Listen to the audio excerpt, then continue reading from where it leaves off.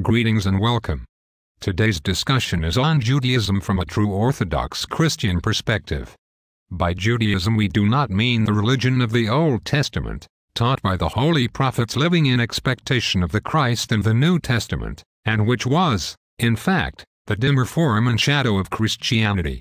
Rather, we mean the sect of the Pharisee-rabbis which our Lord censured so severely as of the devil, and which the pages of the New Testament record conspired to deceive their own followers and destroy the true Messiah and the newly born church as a hated rival and opponent of their designs. The New Testament story leaves off with their attempt to have the Roman authorities execute St. Paul without cause, even as they had done with our Lord Jesus Christ. However, their hatred for Christianity and our Lord and their work against it did not end there. After two very bloody and unsuccessful revolutions against Roman rule, which ended in the destruction of Jerusalem and the Temple, and their exile from Judea, the surviving Pharisee-rabbis set up together with their fellow rabbis in Babylon an international government over the Jewish diaspora and codified their godless traditions into a new law for the portion of the Jewish people that apostatized and did not accept the Christ, of which a part, now called the Talmud, was made public knowledge to their male co-religionists but never fully to outsiders, and a part of which, now called the Kabbalah, remained the cherished secret of the rabbis and select male initiates only. Women and youths, however, were left out of this instruction and simply subjected to the strict rule of the older men and rabbis. The codified, published part of the oral tradition of the Pharisee elders, the false doctrines and wicked practices of their sect, a few of which the New Testament makes specific mention or gives vague reference to,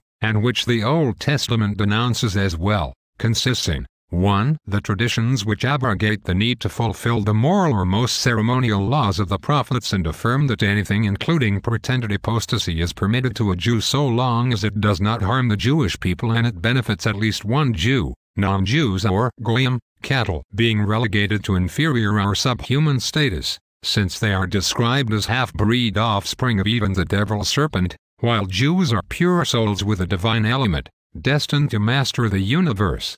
2. Rules for various trades, especially commerce and banking, usury, and how to swindle and dominate non-Jews. 3. An amalgamation of thinly disguised pagan rituals and doctrines such as fate, panentheism, astrology, rules for consultation and use of demons, Gnostic cosmology and experiences, every kind of magic, human blood sacrifice, sodomic and pornographic tales, as well as jokes, mockeries, and rabbinic self-glorification at God's expense. For example, the rabbis defeat God in debate. He praises them for their obstinacy and cunning, and they make their own rulings more authoritative than his law. The utmost denigration and abuse of all women, and Jewish male self-worship.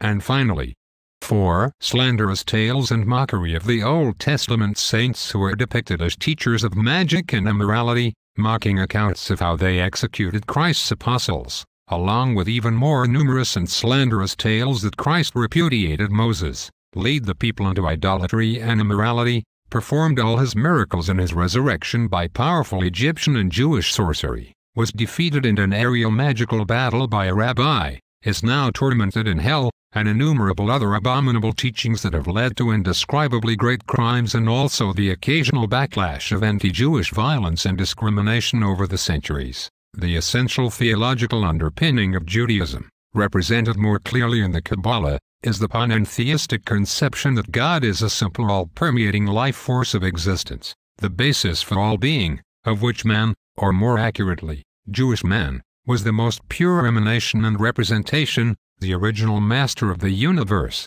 who through the misuse of his own powers, fell into darkness and progresses back to the mastery, original unity, uniting all under himself by relearning the right use of the powers of the universe, scientific, ritual, magical, etc., and reuniting all beings under himself. From the root of this organization and teaching, which is self-classified as Jewish orthodoxy, have sprung several later doubter groups who retain to one degree or another the same Pharisaic heritage. Among the purely Jewish are Karaites, Sabbatians, Frankists, Spinozans, Reform, Conservative, and Reconstructionist. I'm glad you have taken the time to watch this video and hope you will do your own research.